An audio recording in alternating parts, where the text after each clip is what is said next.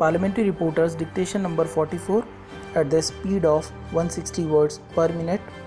Last 5 seconds. Yes. Ready. Start.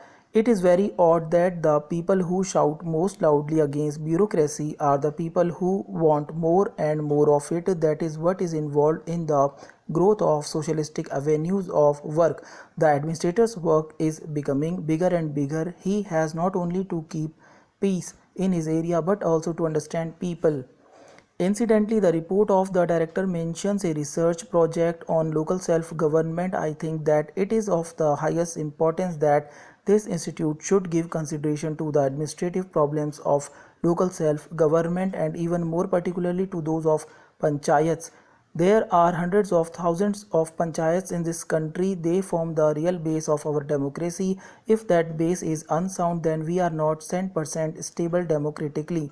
Even with the second base of our parliament, we are told that panchayats have not succeeded because there are disputes, there are parties, there is corruption and all that. It is true. I think that our experience of panchayats has been distressing, but real democracy cannot exist at the top. It can only arise from the base, and in India this is not something alien but something natural to the soil. The fact remains that the panchayats are the primary base of our democracy and we have to improve them. We have to evolve ways and methods to combat faction and corruption too. In public administration, to take an instance, some kind of compensation is often given in the villages to a large number of people, or some relief work is taken in hand in a village and some petty official is put in charge of giving relief or compensation. There are always and there will always be great delays in giving it. Very often by the time it reaches the recipient, either most of it disappears or by then the recipient has suffered a great deal.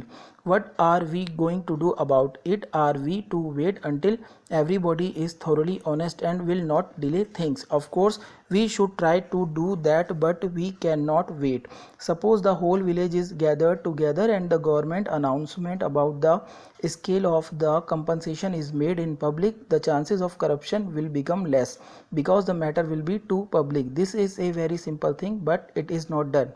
Why cannot we work through simple methods? I have suggested that instead of summoning the people and making them come again and again, the official concerned should go to the village and call all the people, announce the government's decision about compensation publicly and say, come along, take it here and now, and where this is done there will be no chances of delay. Unless some such methods are evolved, corruption will become a serious problem. Of course, some amount of it may continue despite the new methods. For its complete elimination requires higher standards of integrity on the part of the people. This has to be ensured for honest administration in India. I am happy to be in the midst of veteran workers with lifelong devotion to the cause of rural welfare. I am sure the seminar which I have the honor to inaugurate will evolve a comprehensive and action-oriented strategy for rural development.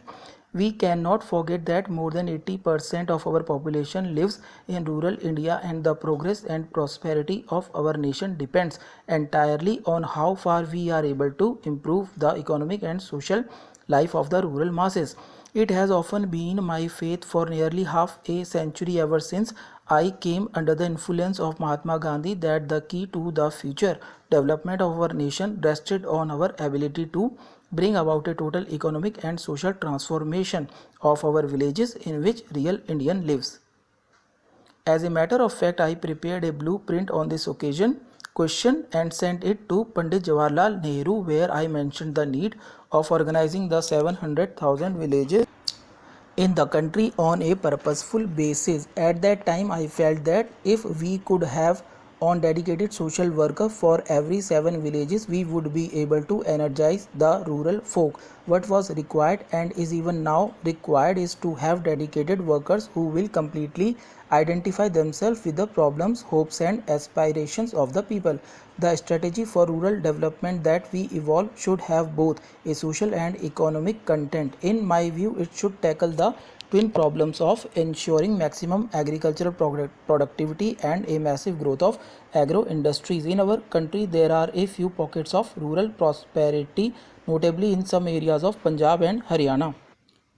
If we analyze carefully the reasons for this, we find one finds invariably that it is only in areas where agriculture has been developed into a core of an industrial network that agrarian prosperity follows agricultural progress. This would imply the need for an integrated plan of cropping and the growth of agro industries. Unless we involve the people in the formation and implementation of plans, we cannot make much progress. The panchayats, representing the collective will of the people, can and should play a positive role in economic development. Panchayats in our country unfortunately have earned a bad name as being caste and faction ridden. This must change and we should banish outright these old world attitudes. For rural development to be most fruitful, panchayats and panchayat organizations should be made the most effective instruments. Bureaucratization and politicalization have also been the bane of panchayat institutions. These factors could be obviated by emphasizing social accountability and voluntary action at grassroots levels. Our rural folk are essentially good people, and if we provide them the right leadership and approach their problems with sympathy and understanding, the villages of India today can be converted into ideal centers of cooperative community life.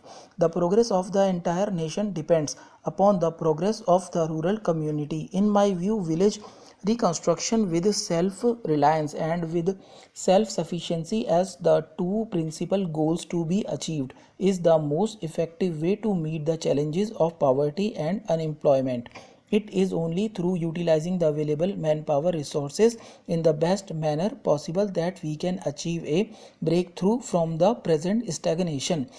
You are well aware of my emphasis on that setting of the landless through land colonization schemes. While land may be allotted to individuals, it must be ensured that it is not transferred. In our anxiety to provide land to the landless, we are not embarking on programs by which we are trying to give pattas and rights to individuals. Giving of an acre or two to an individual landless farmers, in my opinion, does not solve any problem, for he does not have the necessary wherewithal for the development of the land and putting it to productive purpose. Such uneconomic holdings usually go back to the money lenders or to the big farmers who try ultimately to deprive these poor persons of the land. Whenever we give land to the landless, it must be made clear that they should form into cooperatives so that they can jointly cultivate it and derive maximum benefits. There would be collective ownership, and therefore for practical purpose the entire project area will be managed as a part of the larger entity and individual interests will be subject to the common will and progress. Where there is a collective endeavor, several aspects of modern scientific agricultural like proper pest control and water management becomes capable of effective adoption. The essence of my program is that all available land will be put to a agricultural activity with a vast network of small scale industries growing around them. Women have also an important place in this scheme because they can engage themselves profitably in occupations like beekeeping, poultry, dairy, weaving, tailoring, etc. This, in my judgment, is the best way to raise the standard of living in our country by providing full employment to our masses. Stop.